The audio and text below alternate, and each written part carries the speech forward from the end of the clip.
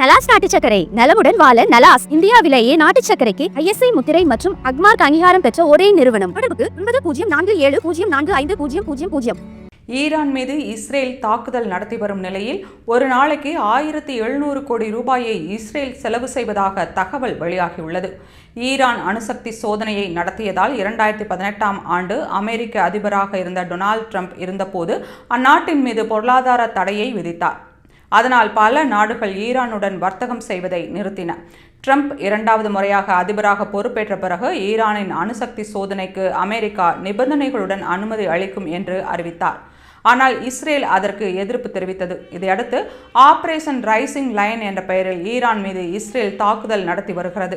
அதற்கு பதிலடியாக operation true promise 3 என்ற பெயரில் இஸ்ரேல் மீது ஈரான் போர் தொடுத்துள்ளது.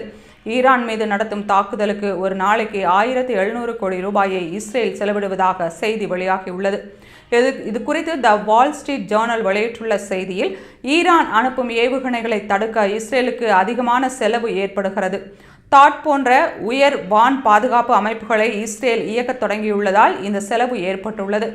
இஸ்ரேல் வசம் இருக்கும் F-35 போன்ற 5ஆம் தலைமுறை போர் விமானங்கள் ஆயிரக்கணக்கான கிலோமீட்டர் தொலைவில் இருக்கும் ஈரான் வரை செல்கின்றன.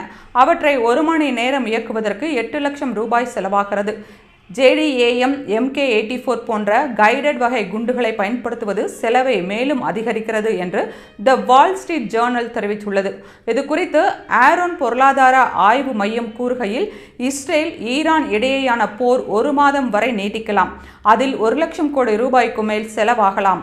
காசா மற்றும் ஹிஸ்புல்லா மீது இஸ்ரேல் நடத்திய தாக்குதலை விட ஈரான் மீது நடத்தப்படும் தாக்குதலில் இஸ்ரேலுக்கு அதிக செலவு ஏற்படும் என்று தெரிவித்துள்ளது.